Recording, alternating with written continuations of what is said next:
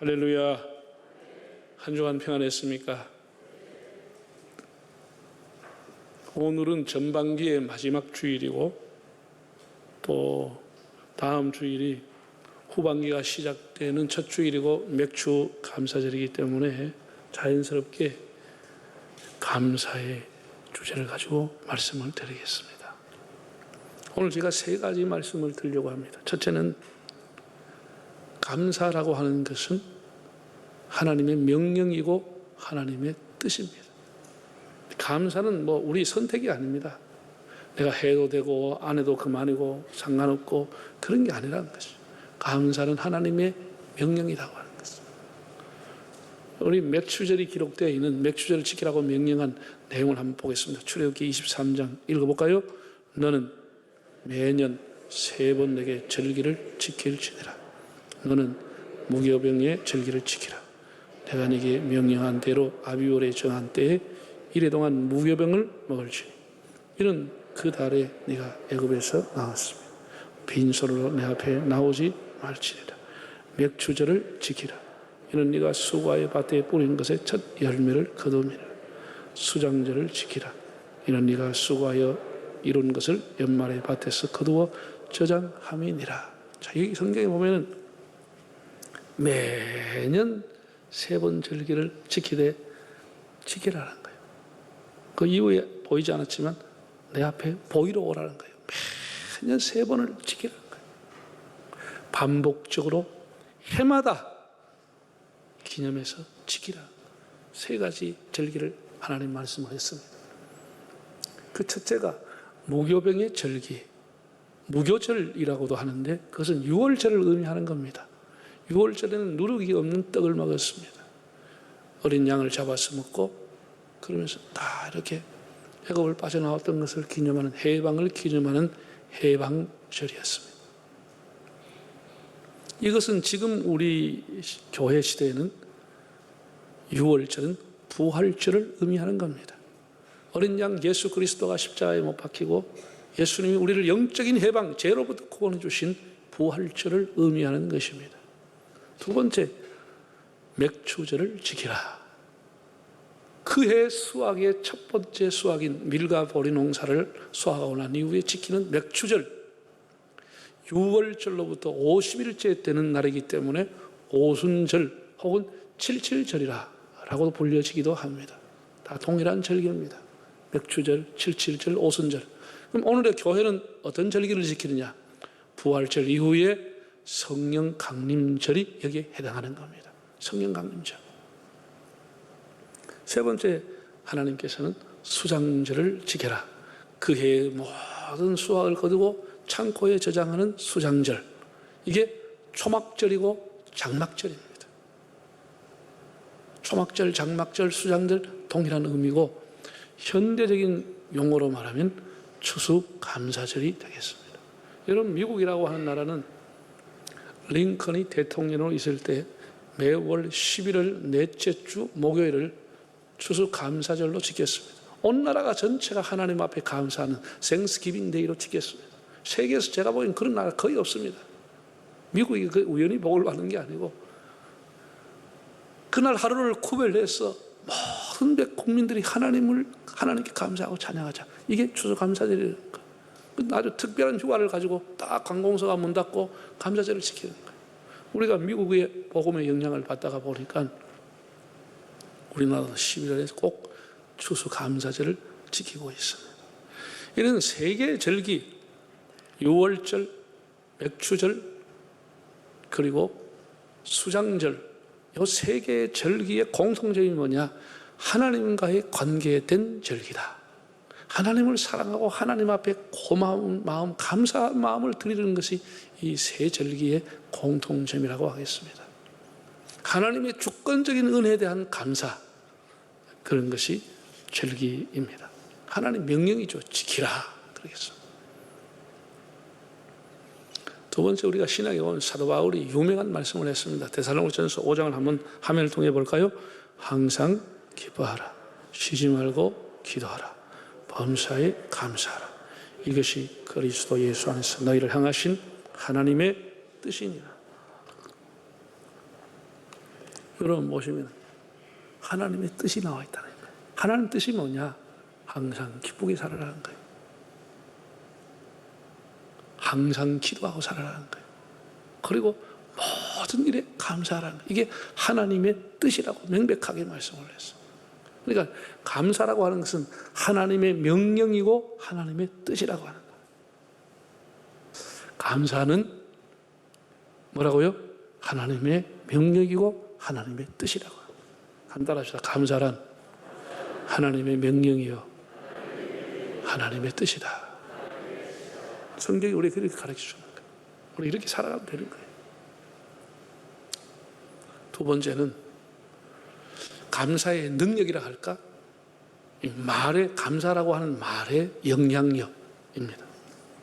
저는 컴퓨터하고 스마트폰을 사용하면서 깨달은 게 있습니다. 요즘 다 이게 스마트폰 있잖아요. 이게 있으니까 사람이 기억력이 자꾸 사라져요. 이 검색 기능이라는 게 있어요. 검색 기능.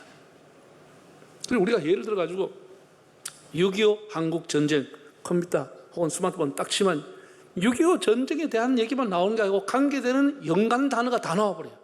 전쟁은 다 나와. 1차 세계대전, 2차 세계대전, 걸프 전쟁, 베트남 전쟁, 미사일, 쿠바의 미사일 위기 이런 전쟁에 관한 게 쫙 떠버려요. 그것만 나오는 게 아니고 관계되는 연관어까지 다 떠버린다니까. 6.25까지 생각이 나는데 오늘 국민학교에서 학생들이 선생님이 숙제를 했어요. 숙제를 해가지고 6.25에 대한 표를 하나씩 가져와라. 그러니까 뭐 애들이 아빠 엄마한테 들었겠죠. 뭐 상기하자 6.25, 때려잡자 공산당 뭐 이런 거 써왔는데 학생 하나가 희한한 걸 써가온 거예요. 뭐라 썼느냐? 6.25는 무효다. 다시 한번 붙어보자. 이랬습니다. 굉장히 재미있으면서 야 이거 나도 진짜 이거 다시 한번 붙어봤으나 싶은 생각이 들어요. 자꾸 국이 새기니까. 어떻게 생각들어요? 너? 그 학생이 말이에요. 너무 재미있게 썼잖아요. 6.25는 무효다. 38선 원래 38선 돌아왔어. 뭐야? 다시 한번 붙어보자. 이래 썼다는 거예요. 참 기발하다 생각했습니다. 어쨌든 이 컴퓨터라고 하는 것이 검색 기능이 있고 거기에 단어를 넣으면 연관된 것까지 다 나와버려요. 그것만 나오는 게 아니에요. 여러분 우리 이 뇌라고 하는 것은요 컴퓨터하고 비교가 안 됩니다. 컴퓨터는 사람이 입력해 주는 것 가지고 연산해가 답이 나오는 건데 사람의 뇌라고 하는 것은 이게 미래를 계획하고 노후를 꿈꾸고 미래를 설계할 수 있는 것은 컴퓨터를 뭐 하는 겁니다. 사람이 다 자기 앞으로 인생 가족들 애들 어떻게 할까 다 전부 다 계획을 머리가 다 내가 하는 거예요. 사람이 내가 하는 거예요. 지나간 날 20년 전에 10년 전에 혹은 50년 전에 내 인생의 그 과거를 추억해 보는 것도 컴퓨터는 불가능하지만 뇌는 가능한 것이에요. 아주 디테일하게 어느 장소에서 어떤 말 했던 것까지 다 기억이 나는 거예요. 뇌라고 하는 게 이렇게 대단한 것을 가지고 있는 거예요. 미국에서 뇌를 연구하는 사람들이 뇌에 있는 언어 중추 신경이 인체 모든 신경을 지배하고 통제한다는 것을 밝혀냈습니다. 사람을 통제하는 게 뭐냐? 내 안에 있는 언어 중추 신경이라는 거예요. 이 언어 중추 신경에 따라서 사람의 몸이 움직이고 생각이 움직인다라고 이걸 과학적으로 밝혀냈다니까요. 이걸 수술하다 잘못 건드리면 언어 중추 신경을 건드리면 그 사람 말을 못합니다. 말을 못하게 돼요. 신경도 중요하죠. 그 뇌에 있는 언어 중추 신경이라고 하는 것이 모든 신경을 다스리기 때문에 거기서 나온 것이 언어 치료법이 나온 거예요. 언어를 가지고 치료를 하는 거예요. 약을 가지고 치료하는 것이 아니고 언어를 가지고 말을 가지고 치료하는 거예요. 쉽게 말해서 우리 신체 메커니즘이라고 하는 것이 말이 하는 대로 움직인다는 거예요. 말이 하는 대로. 실질적으로 미국의 위스콘신주의 한 병원에서 불치의 암을 가졌던 한 여성 환자에게 그 주치의가 나는 다 나았어. 나는 깨끗해. 나는 정상이야. 나는 치료됐어. 이런 말을 자고 일어나면 잠자리 누울 때까지 시간이 날 때마다 그런 말을 이렇게 하라고 했다는 거예요. 스스로 독백하라고 했다는 거예요. 그리고 옆에 사람 볼 때는 이 사람은 시한부 인생을 몇 개월밖에 안 사는 사람인데 계속 나는 다 나았어. 나는 괜찮아. It's okay. 나는 아무렇지도 않아. 이렇게 하고 하니까 다른 사람 보면 이거 조금 보이는데 수개월 후에 이 여성 환자가 퇴원해서 집으로 갔다라는 거예요. 퇴원해서 갔다라는 거예요. 말의 힘이라는 거예요. 언어로 치료가 된다는 것이죠.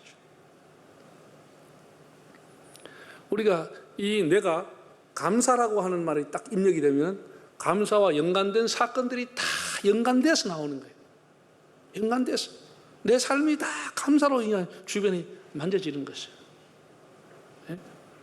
내가 여기 아주 원망과 불평하고 짜증하고 막 남을 욕하고 이러면 이 근방에 있는 내라고 하는 거기에 연관된 거 참 불만스럽고 짜증스럽고 막 욕해야 될 이런 일만 쫙 깔려있는 것이에요. 연관된 것까지 오가버린다니까. 네? 그래서 솔로몬이 뭐라고 했냐? 지혜의 왕 솔로몬이 죽고 사는 것이 어디에 있다고요? 혀에 달려있다 이 말을 했다. 혀에 달려있다고 했다. 이게 지금 과학으로 다 증명이 된다니까. 과학으로. 여러분 동물 한번 보세요. 사자, 호레이, 늑대, 멧돼지 이게 수천 년이 아니고 수억 년을 살아왔습니다. 사람과 함께 수억 년을 살아왔습니다. 그런데 사자가 사람도 집을 짓는데 우리도 집지이 살자 움막 치고 사는 거 봤습니까? 아니 수억 년 동안 발전이라고는 하나도 없습니다. 늘 본능대로 살아갑니다. 사자가 호레이가 아이고 더워서 못 살다, 아이고 추워서 못 살다 그래가지고 무슨 담요 한 장 만드는 거 봤습니까? 사람만이 하나님의 형상을 따라 창의력과 지혜와 능력을 주신 것입니다. 사람만이 과학과 문화를 발전시켜 온 것입니다. 수천 년, 수억 년을 살았던 짐승들은 하나도 발전하지 않았어요. 옛날 그대로입니다. 사람만이 발전시켜 온 거예요. 원세의 오랑우탕이 머리 좋다고 그랬지만 그게 집지가 사는 거 봤습니까? 옷을 만들어 하는 거 봤어요? 없습니다. 근데 사람이 원세부터 진화됐다 하니 이제 기가 찬 소리야. 사람은 원래부터 하나님의 형상과 지혜를 주셔가지고 처음부터 이렇게 발전시켜 살아온 거예요. 처음부터. 수억 년을 사는 짐승은 그대로 살아가는 거예요. 그대로 살아. 그저 해봐야 땅굴 파고, 땅굴 파는 것도 그 본능대로 땅굴 파는 거예요.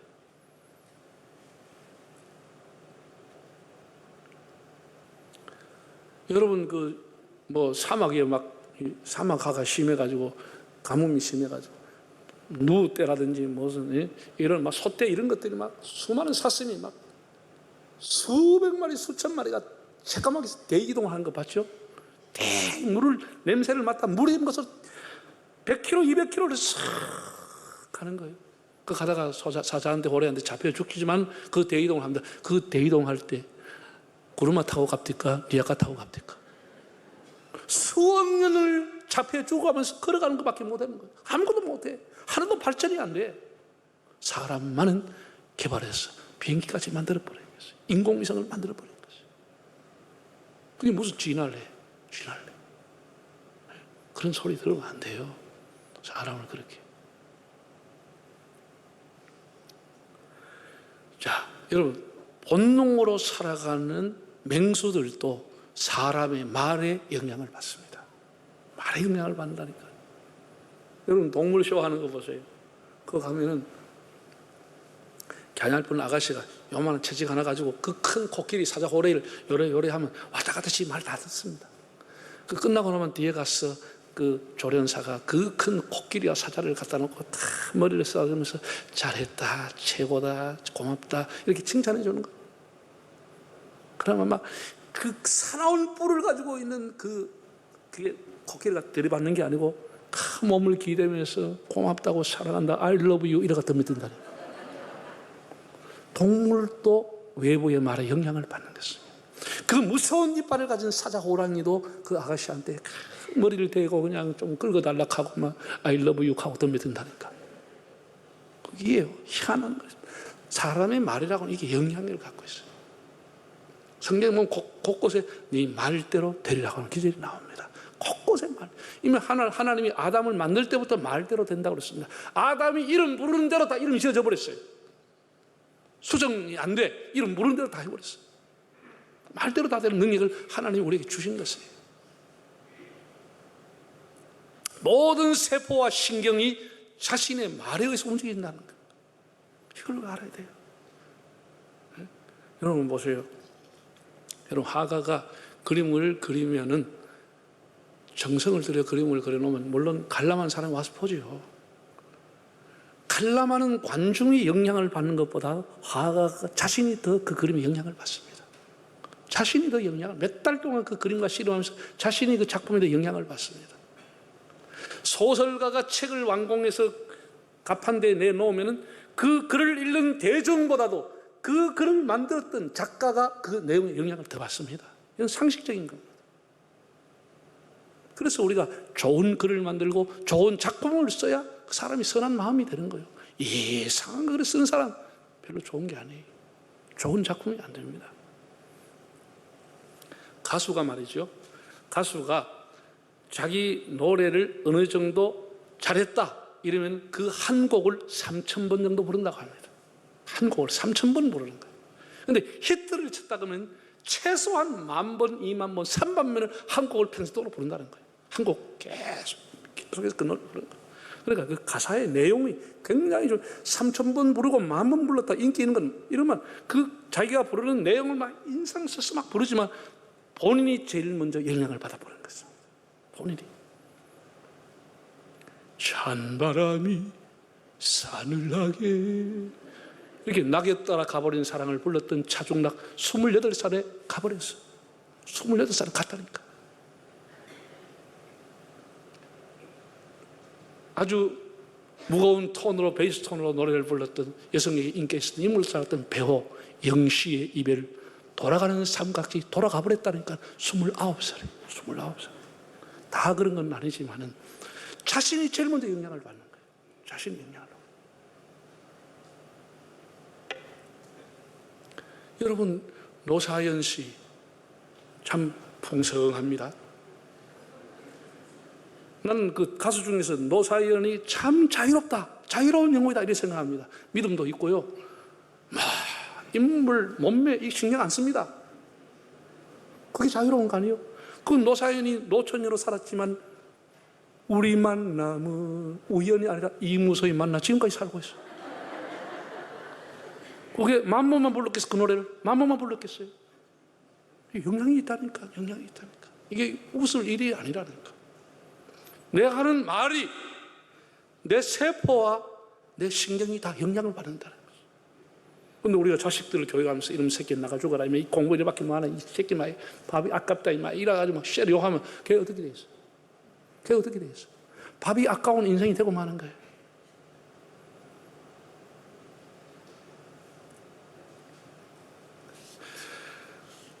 여러분 말이라고 하는 영향이 있어요. 오늘 찬송가 불렀습니다. 사는데가 제일 처음에 뭐였지 가사가? 너 근심 걱정 마라. 그거 집에서 20번만 부르면 걱정 근심 사라져 본다니까. 사라지게 돼 있습니다. 그 영향이라고 하는 것이에요. 내 영혼 평안해, 내 영혼 평안해. 그렇게 분노하고 괴로워도 어느 순간에 영혼이 평안하게 돼요. 말의 영향, 찬양의 영향이라는 것은.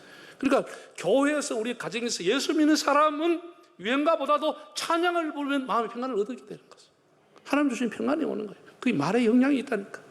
그러니까 뭐 차에 뭐 카시 카 라디오에 뭐 그런 CD에 찬송을 항상 틀어놓고 가면은 항상 마음에 어떤 평안을 얻을 수 있고 저절로 콧노래가 나오고 따라가게 되고 기분도 회복이 되는데 이상한 게 네가 왔나 내가 갔나 지길자 살자 이런 거 틀어놓으면 골 때리는 거예요. 골 때리는 거예요. 나 어떤 데는 막 집사님 차 타는 데만 모르고 내가 음악 틀어놓으면 음악 희한하게 나오면 꺼려 정신이 사납다 해. 예수 믿는 사람은 항상 찬송을 즐겨 부르야 돼. 찬송이 즐겨 부르면 어느 날 우리 삶이 평안함을 얻고 하나님 주신 위로를 받게 되는 것이. 이게 영향이라니까. 영향이라는 거. 자, 마지막으로 성도는 처음부터 끝까지 감사로 살아야 돼요. 오늘 본문 한번 다시 읽어보실까요? 그러므로 너희가 그리스도 예수를 주로 받았으니 그 안에서 행하되 그 안에 뿌리를 박으며 세움을 받아 교훈을 받은 대로 믿음에 굳게 서서 감사함을 넘치게 하라.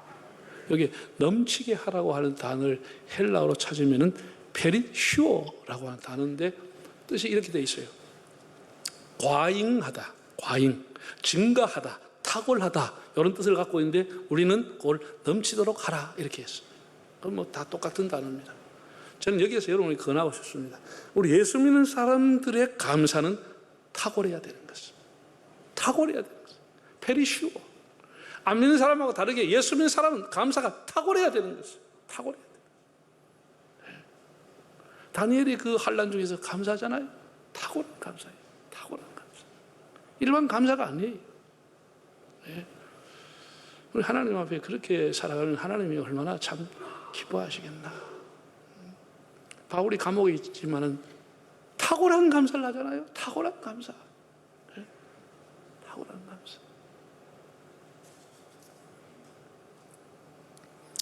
여러분, 사람이라고 하는 것은 결국 예수 믿든지 안 믿든지를 떠나가지고 희로애락, 생로병사 속에 살아가는 겁니다. 그래서 벗어날 사람 없습니다. 살다 보면 굴곡이 오는 것이죠. 자식 키우면 공부를 잘할 수도 있고 못 할 수도 있고, 사업을 하면 잘 될 수도 있고 안 될 수도 있고, 결혼해서 자식을 낳을 수도 있고 안 낳을 수도 있고, 결혼할 수도 있고 안 할 수도 있고, 이런 세상입니다. 그래서 거기에 일희일비하지 말고 우리가 하나님 앞에 감사하며 살아야 되겠다, 이런 마음을, 왜 하나님은 합력에서 선을 이루어 주시니까 이런 믿음을 가지고 감사하며 살아가야 되는 거예요. 감사라고 하는 것은 의지가 중요해요. 습관을 만들려고 하면 의지가 굉장히 중요한 겁니다. 탁월한 감사를 하려고 하면 의지가 굉장히 중요한 겁니다. 예를 들어 학생들이 이제 결심을 해가지고 나 공부할 거야, 공부 열심히 할 거야, 공부 열심히 할게, 주님, 하나님, 제가 공부 열심히 하도록 도와주시옵소서 하고 맨날 놀러 다니면 그건 무슨 의미가 있어? 오늘 술을 끊어야 되겠다고 결심한 사람이 술을 끊겠습니다, 술을 끊겠습니다, 주님 제가 술 끊게 주십시오 하고 매일 저녁에 2잔씩 3잔씩 마시면 왜 술 끊겠어? 뭐가 필요해요? 결심만 필요한 게 아니고 의지가 필요한 것이죠. 본인의 노력이 필요한 것이죠. 그렇지 않으면 그 기도는 아무 의미가 없는 것이죠. 자기하고 상관이 없는 겁니다. 하나님의 의지도 우리에게 주신 것이에요. 그러면 의지를 가지고 책상에 앉도록 노력해보고, 그걸 끊어보려고 친구들 모임에서 자꾸 빠진다든지 이렇게 저렇게 나는 못 가겠다, 이렇게 해서 의지를 가지고 끊으려고 하면은 주님이 은혜 주셔서 그 피할 길을 열어주시고 끊게 되는 거예요. 근데 그건 안 하고 맨날 기도만 하고 말만 해서 난 술 끊을 거야, 주님 저 끊게 해주십시오. 아니 어떻게 하라는 거예요? 자기는 하나도 안 돼요. 이런 기도 허무한 기도인 겁니다. 허무한 거예요. 우리 자신이 하나님 앞에 참 거룩한 습관, 감사라는 습관을 가져야 되겠다. 결심을 하면은 결심대로 살아야 되는 거죠.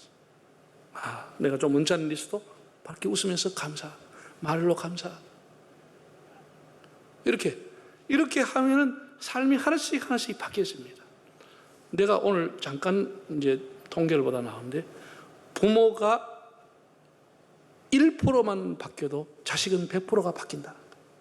참 무서운 얘기입니다. 부모가 안 바뀌니 자식이 안 바뀐다는 거예요. 네. 여러분, 신앙생활, 우리 가정생활 뭐 이런 거 정말 우리가 의지를 가지고 결심을 가져야 됩니다. 결심을 해야 됩니다. 다 마음을 먹고 결심해야 되는 거예요. 네. 앞으로 여러분 어떤 일을 하든지 처음부터 끝까지 감사하시기 바랍니다. 감사. 우리 국민 배우 최우람 씨, 김혜자 씨, 모든 사람 덕분에 내 삶이 성숙됐다고 그랬어요. 참 그런 옳다는 생각이 듭니다. 오늘 우리의 자리, 우리의 위치가, 내 인격이 있다 하면 많은 주변의 사람들이 응원해주고 도와주고 함께해 주신 덕분이다. 내 스스로 된 건 아닙니다. 우리 이런 것을 알 줄 알아야 되고, 감사가 인생을 역전시키는 것입니다. 짐승들도 사람의 말을 그렇게 따라 움직이는데 말이 우리 신경과 세포를 지배한다고 그랬어요. 여러분, 감사하는 인생에 대해서 정말 복된 삶을 사시기를 바랍니다.